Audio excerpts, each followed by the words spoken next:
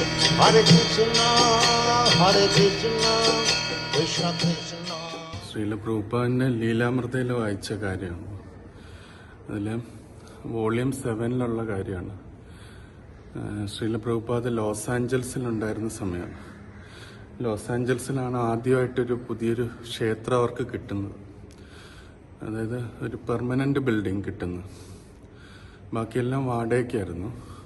അപ്പം അതിൽ പ്രഭുപാദ് ഫസ്റ്റ് ഒരു സ്ഥായിയായിട്ടുള്ളൊരു ബിൽഡിംഗ് കിട്ടിയപ്പം ഇസ്കോണിൻ്റെ സ്റ്റാൻഡേർഡൊക്കെ അവിടെ ഇൻട്രൊഡ്യൂസ് ചെയ്യാൻ പ്രഭുപാദ് തുടങ്ങി. ആ ലോസ് ആഞ്ചൽസ് ടെമ്പിളിൽ വെച്ചാണ് ആദ്യമായിട്ട് ഹോൾ ഡേ ഷെഡ്യൂൾ റെഡിയായത്.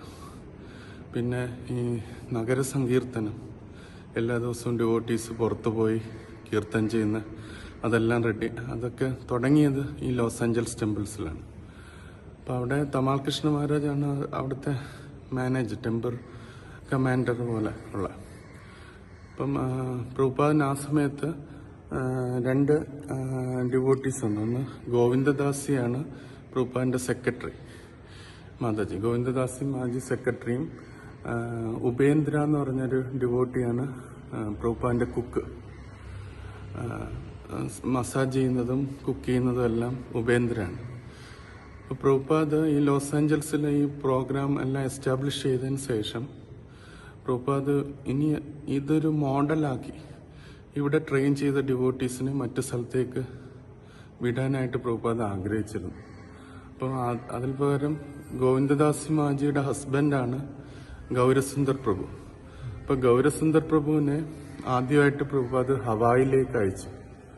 ഹവായിൽ പ്രീച്ച് ചെയ്യാനായിട്ട് അയച്ചു. എന്നിട്ട് കുറച്ച് ദിവസം കഴിഞ്ഞപ്പോഴത്തേന് ഗോവിന്ദദാസി മാജിയോടും അവിടെ പോകാൻ പറഞ്ഞു. അപ്പം പറഞ്ഞു അവിടെ പോകണം, ഹസ്ബൻഡിൻ്റെ കൂടെ നിൽക്കണം എന്ന് പറഞ്ഞ് അവിടെ പോയാൽ നീ ഹാപ്പി ആയിരിക്കും എന്ന് പറഞ്ഞു. പക്ഷെ ഗോവിന്ദദാസ് മാജിക്ക് പോകാനായിട്ട് താല്പര്യമില്ലായിരുന്നു. പിന്നെ പ്രഭുപാദ് ഒരു വേറൊരു ഡിവോട്ടി ഇങ്ങോട്ട് വരാൻ ആഗ്രഹിച്ചു, പുരുഷോത്തമദാസ് എന്ന് പറഞ്ഞു. അപ്പോൾ അദ്ദേഹത്തിന് വരാനായിട്ട് കൺസെന്റ് ചെയ്ത് പ്രഭുപാദ് ലെറ്റർ അയച്ചെന്നിട്ട് പറഞ്ഞു തമാൽ കൃഷ്ണ മഹാരാജനോട് പോസ്റ്റ് ചെയ്യാൻ പറഞ്ഞു. ഗോവിന്ദദാസ് മാജി ചിലപ്പോൾ പോസ്റ്റ് ചെയ്യില്ല ഈ അദ്ദേഹം വരാനായിട്ട്, അവരുടെ സർവീസ് റീപ്ലേസ് ചെയ്യുന്നു. അതുകൊണ്ട് തമാൽ കൃഷ്ണ മഹാരാജനോട് പോസ്റ്റ് ചെയ്യാൻ പറഞ്ഞു. പിന്നെയും ഗോവിന്ദദാസ് മാജിയോട് ഹവായിൽ പോകാൻ പറഞ്ഞു ഗൗരസുന്ദർ പ്രഭുവിനോടൊപ്പം. അപ്പോൾ അങ്ങനെ നിർബന്ധിച്ച് പ്രഭുപാദ് അവരെ അങ്ങോട്ട് വിട്ടു. അപ്പോൾ ട്രെയിൻഡ് ആയിട്ടുള്ള പേഴ്സണൽ സെക്രട്ടറി പോയി പ്രഭുപാദിന്. ഇത്രയും ഒരു വർഷത്തോളം പ്രഭുപാദ് ഗോവിന്ദദാസ് മാജി നല്ല രീതിയിൽ ട്രെയിൻ ചെയ്തിട്ടുണ്ടായിരുന്നു. പ്രഭുപാദ് അവരെ പ്രീച്ചിങ്ങിന് വേണ്ടി വിട്ടു. അത് കഴിഞ്ഞിട്ട് ഉള്ള ഡിവോട്ടി ഉപേന്ദ്ര എന്ന് പറഞ്ഞ ഡിവോട്ടി കുക്കായിരുന്നു. അദ്ദേഹം ഇസ്കോണിൽ വരുന്നതിന് മുമ്പേ അദ്ദേഹം ഡ്രഗ് അഡിക്റ്റ് ആയിരുന്നു. ഡ്രഗ് അഡിക്റ്റ് ആയതുകൊണ്ട് അദ്ദേഹം അതേപോലെ എന്തോ ഡ്രഗ് റിലേറ്റഡ് ആയിട്ടുള്ള ക്രിമിനൽ ആക്ടിവിറ്റീസ് എന്തോ ചെയ്തിട്ടുണ്ട്. പക്ഷെ ആ സമയത്ത് അദ്ദേഹത്തിനെ അറസ്റ്റ് ചെയ്തു വിചാരണ നടന്നുകൊണ്ടിരിക്കുന്ന സമയത്താണ് പ്രഭുപാദിന്റെ അടുത്ത് അദ്ദേഹം വരുന്നത് കുക്കായിട്ട്. പക്ഷെ പ്രഭുപാദിന്റെ അടുത്ത് ജോയിൻ ചെയ്ത സമയത്ത് തന്നെ ഏകദേശം 1 മാസം ആയപ്പോൾ തന്നെ അദ്ദേഹത്തിന് ശിക്ഷ വിധിച്ചു, 3 മാസത്തെ ഒരു ജയിൽ വാസം. അപ്പം പ്രഭുപാദിന്റെ അടുത്ത് വന്നപ്പം പ്രഭുപാദ് പോകാനുള്ള ദിവസമായപ്പോഴത്തേക്കും അദ്ദേഹത്തിന് വിഷമായി, കരയാനായിട്ട് തുടങ്ങി. പ്രഭുപാദിന്റെ അടുത്ത് അദ്ദേഹം ചോദിച്ചു, പ്രഭുപാദ് എൻ്റെ കൂടെ 1 റൗണ്ട് ജപിക്കാവോ എന്ന് ചോദിച്ചു. അപ്പോൾ പ്രഭുപാദ് ഇങ്ങനെ അദ്ദേഹത്തിനോട് പറഞ്ഞു, ഞാൻ നിന്റെ കൂടെ എപ്പോഴും ജപിക്കുന്നുണ്ട് എന്ന് നീ മനസ്സിലാക്കാന്ന് പറഞ്ഞു.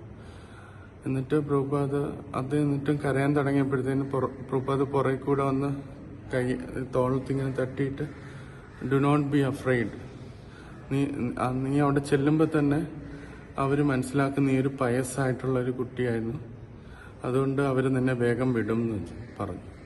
എന്നിട്ട് നീ ജപിക്കോളൂ, അവിടെ പോയിക്കോളൂ എന്ന് പറഞ്ഞു. അങ്ങനെ ഉദ്ധവ് പ്രഭുവിനെ പ്രഭുപാദ് വിട്ടു. പക്ഷെ അദ്ദേഹം ജയിലിൽ പോയി അവർ നോക്കിയപ്പോൾ ഈ ജപിക്ക് നല്ല പായസമായിട്ട് 10 ദിവസം കഴിഞ്ഞപ്പോൾ അദ്ദേഹത്തിന് വിട്ടു. 3 മാസം എന്നുള്ളത് 10 ദിവസം കഴിഞ്ഞപ്പോൾ വിട്ടു. തിരിച്ചു വന്നു ഭയങ്കര സന്തോഷത്തോടെ ജോയിൻ ചെയ്തു.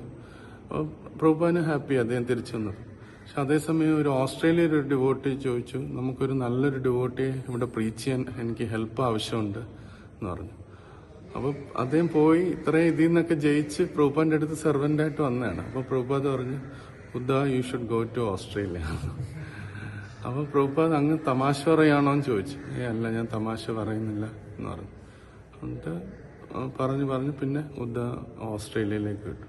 അപ്പൊ സദ്ഗുരു മഹാരാജ് പറയുന്നത് പ്രഭുപാദിന്റെ ട്രെയിൻഡ് ആയിട്ടുള്ള തന്റെ കൂടെയുള്ളവരെയൊക്കെ പ്രഭുപാദ് തന്റെ ഫെസിലിറ്റി നോക്കിയില്ല, തന്റെ സൗകര്യം നോക്കിയില്ല. അത്രയും ട്രെയിൻഡ് ആയിട്ടുള്ളവർ എന്റെ കൂടെ അല്ല ഇരിക്കേണ്ടത്, ലോകത്ത് പോയി പ്രചരണം ചെയ്യണം എന്ന് വിചാരിച്ച്. അപ്പോൾ അതാണ് ഒരു ആചാര്യന്റെ മനോഭാവം എന്നുള്ളത് സദ്ഗുരു മഹാരാജ് അതിലൂടെ പ്രഭുപാദിനെ കാണിച്ചത്.